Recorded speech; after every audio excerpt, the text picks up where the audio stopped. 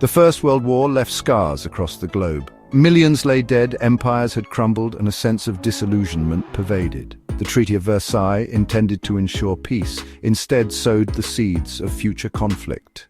Germany, blamed for the war, faced harsh penalties and territorial losses. The treaty fostered resentment and instability in Germany, creating fertile ground for extremist ideologies to take root. The global economy, shattered by the war, struggled to recover, adding to the widespread hardship. The League of Nations, created to prevent future wars, proved ineffective in addressing the underlying tensions that plagued the world. The world yearned for stability and peace, but the wounds of the Great War ran deep. Economic depression gripped many nations, exacerbating social and political unrest. The old order had been shaken and new ideologies emerged, promising solutions, but often carrying their own dangers. Nationalism, fueled by resentment and economic hardship, gained momentum, particularly in countries aggrieved by the war's outcome. In this climate of uncertainty and despair, the seeds of another global conflict were sown. The failure of the Treaty of Versailles to address the root causes of the war created a dangerous precedent. Instead of fostering reconciliation, it fueled resentment and a desire for revenge.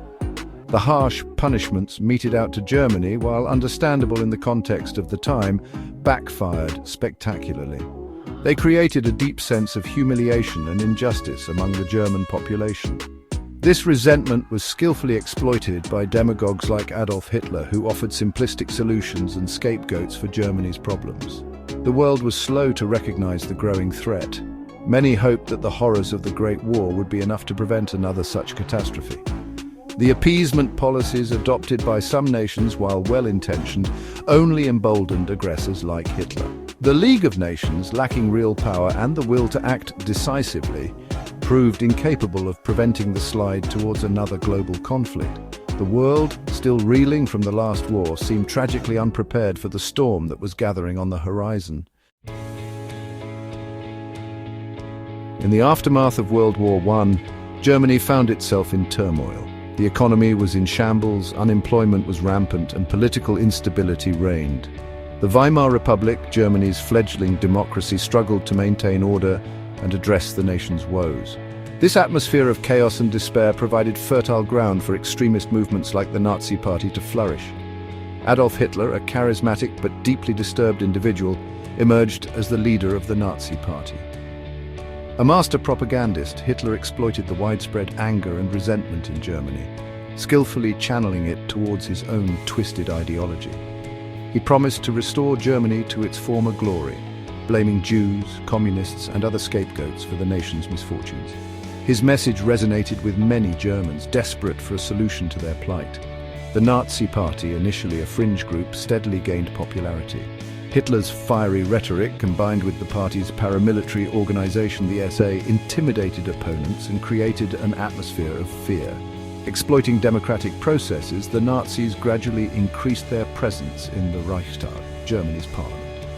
The Enabling Act of 1933, passed under duress, effectively granted Hitler dictatorial powers, marking the end of the Weimar Republic and the beginning of the Nazi dictatorship. With absolute power in his grasp, Hitler moved swiftly to crush any remaining opposition. Trade unions were abolished, political parties banned, and freedom of the press extinguished. Germany became a totalitarian state, with the Nazi Party controlling every aspect of life. Hitler's grip on Germany was absolute, and the world watched with growing apprehension as the Nazi war machine began to turn. While Germany descended into Nazi tyranny, across the globe other nations were also embarking on paths of aggression and expansion. In Asia, Japan, driven by militaristic ambitions and a desire for resources and empire, was flexing its muscles.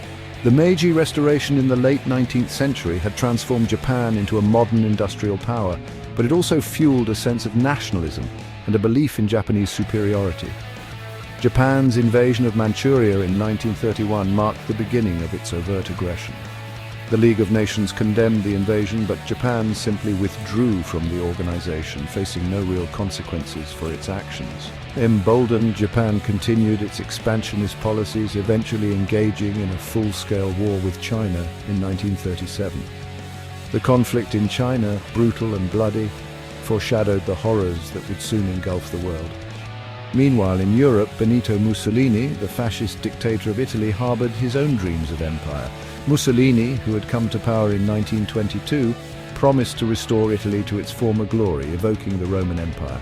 He instilled a cult of personality, suppressed opposition, and embarked on a campaign of militarization. In 1935, Italy invaded Ethiopia, seeking to avenge a humiliating defeat decades earlier. The Ethiopian campaign exposed the weakness of the League of Nations and the impotence of the Western powers to stand up to aggression. It also demonstrated the growing alliance between the fascist powers. Germany and Italy, initially wary of each other, found common cause in their shared disdain for the Treaty of Versailles and their desire for territorial expansion. The Rome-Berlin Axis, formed in 1936, marked the formalization of their alliance, a partnership that would have devastating consequences for the world.